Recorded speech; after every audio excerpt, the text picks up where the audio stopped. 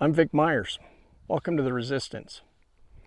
2 days ago, I talked about how real leaders don't complain, but find solutions and implement them.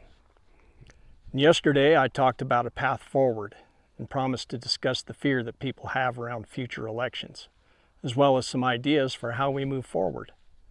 And that's what I want to do today. First, let's address the fear that some people have around whether or not we'll even have a valid election next year. Guess what, folks? That fear is exactly what they want. This isn't just politics. It's psychological warfare. They want you to be afraid. They want you to stop believing that your vote matters, to think it's all rigged, and that showing up is simply a waste of time.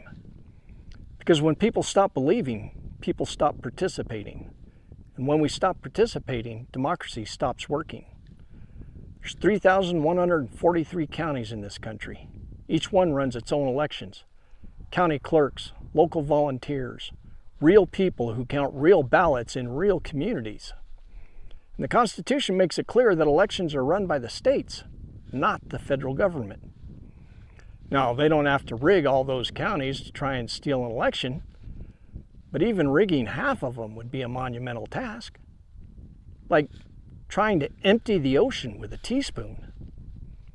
Our system is too big, too local, and too public to be hijacked, as long as the people stay engaged and keep participating. And now that we've addressed the fear about future elections, let's talk about how we make those elections work for us. Where do we start?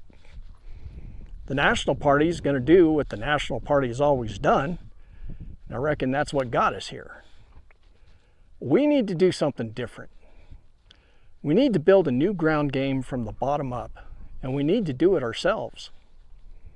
The good news is the tools, methods, the organizations that we need to do this, they're already out there. And I'll tell you a few examples of what that looks like in action. National Ground Game is out there deep canvassing, registering voters, and talking to people the big campaigns never bother to reach. Vote Save America helps anyone, anywhere, find their polling place, their ballot, and their power. Vote.org keeps it simple and nonpartisan. No slogans, no party lines, just access. Rock the Vote is getting young people fired up again.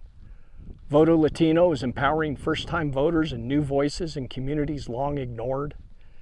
And the Black Voters Matter Fund is building power that lasts long after Election Day. These are just a few of the organizations doing the real work, the kind that keeps democracy alive. Supporting organizations like the ones I just listed is one way to get more people engaged, but it's not the only way. There's a lot more we can do right where we live. We can talk to our neighbors, our coworkers, our friends, and our families about engaging in our political system. And don't let people tell you they don't talk about politics or that they don't care about politics. Politics cares about them. Their bosses care about politics. The corporations they work for care about politics. The people in power right now have been talking about politics in their churches and social gatherings for decades. That's how they built their power. And it's time we do the same. We can't afford to avoid the conversation anymore. We need to make it normal to talk about politics again, because the more we talk about it, the more people start to see where their power really is. That's how we start changing the culture, by making political engagement part of everyday life again. And when it comes to voting, we need to stop treating it like it's a chore. Voting is an act of ownership of our democracy.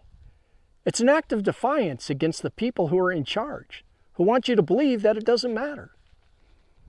In the last election, turnout was around 62% of eligible voters. That means the parties and the special interests only had to reach 62% of the people to achieve victory. But imagine if participation hit 70 or 75% or even higher. That would dilute the influence of those special interests who have been controlling our elections. It would mean incumbents who should have retired long ago would finally be retired by the people. And before I wrap this up, I want to acknowledge that the current Democratic Party is a big part of the problem. I'm talking about the guys in Washington. But it's not the big problem. First, we have to stop the march toward authoritarianism by taking back our power. Once we've done that, well, then we can work on fixing the Democratic Party, and the Republican Party for that matter. Everything we've talked about comes down to one thing: participation. Real, active, everyday participation. Democracy doesn't survive on autopilot. It survives when people stay involved, stay informed, and bring others with them. I'm not talking about building a party, I'm talking about rebuilding power, the people's power. I'm talking about taking back ownership of a system that's supposed to serve us, not rule us. So if you're already in this fight, your job now is to grow it. Reach out, talk to people who've tuned out, get them back in the conversation, get them registered, get them voting. The opposition wants fewer of us engaged. They want fewer of us believing we can change anything. But the more of us who step up and bring others with us, the stronger this democracy becomes. Thanks for listening. Good day.